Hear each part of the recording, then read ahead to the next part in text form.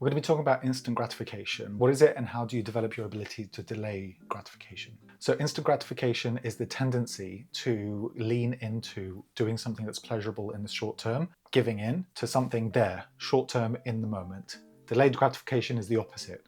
Knowing that you don't get what you want now, and it might feel bad to give that up, it might feel painful, or it might feel like you're giving away something pleasurable in the moment, but in the long term, you know it's better for you. Good example is exercise. For a lot of people, exercise can be difficult. It's a big lifestyle shift to make exercising a habit that it's easy to do. For most people, it's very deliberate and can be hard and difficult to do. And so that is a good example of instant gratification. Someone who tends to give into instant gratification is less likely to go to the gym, is more likely to eat unhealthy foods, is more likely to look at their phone multiple times a day, that kind of thing. Now, what does it mean to have delayed gratification? As we explored, is the opposite, is the ability to say, even though I feel this way in the present, even though I want to do this or that I'm going to delay it because I know that better things await me if I put it off. In the example I gave, putting down your phone might mean that you have better concentration in your daily life. It might mean that you're more connected in the moment with the people around you. For exercise, fitter body, better health, etc. What does it mean to go from being more instant gratification oriented to more delayed gratification oriented? I think the main thing is to have a vision about the future. So if you have a strong enough desire for some outcome in the long term, you'll actually be willing to delay gratification until later. If you just have a general sense that, oh, people say it's good for you, people say eating healthy is good for you, people say going to the gym is good for you, you might find that to be enough. I think most people wouldn't. You have to want it for yourself, for a specific reason.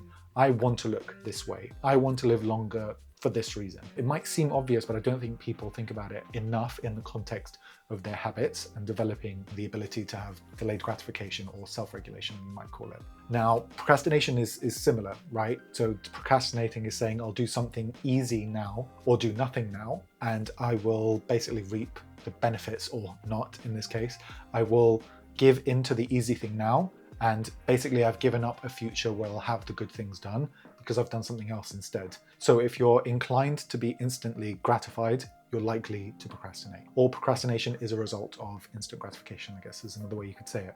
What do you do about it? One, I said, is the vision, right? But two is having a system in place so that when you are tempted, when you do want to do the thing that you know is not good for you, not only do you have the vision of yourself in the future, which could be 6 months, a year, 10 years, whatever works for you. That's one, is having that image. The other is to have designed the environment in a way that's going to make it easier for you to resist in terms of giving into that instant gratification. So for example, with your phone, I had this for a while, which works for me, is having a really long password on my phone. Not fingerprints, but you had to type it in. For me, that was useful because when I went on my phone, I actually really needed to use it. I'm not just quickly checking an email that's not really important. I'm like, if I need to sit down and type a 10-character password, I wasn't likely to use my phone unless I really needed to.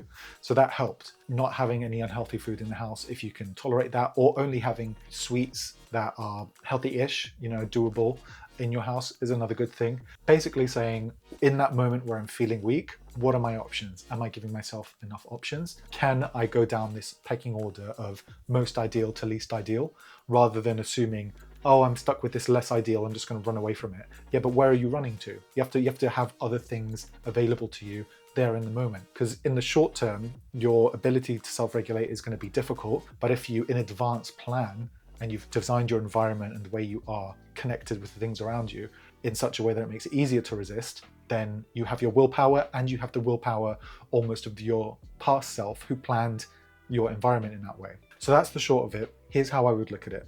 Everyone has the inclination to be instantly gratified. We all want to do things that are pleasurable in the here and now because they're accessible, they're quick, they're there for the taking. So the thing to think about is you can assume that is there, that desire is there. Which one of those are you most willing to combat with systems, with a connection to this vision of who you're going to be in the future, enough that you're going to design your life around them so that you can do better? And which ones are you willing to deal with? Because you cannot be a perfectionist, you cannot fix everything.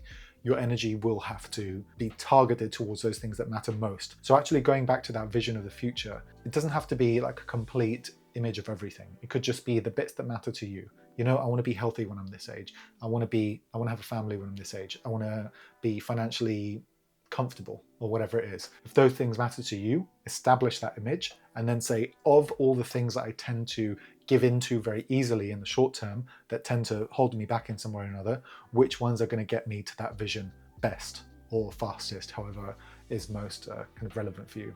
Again, there's so much to talk about in this topic, and it's good to use examples.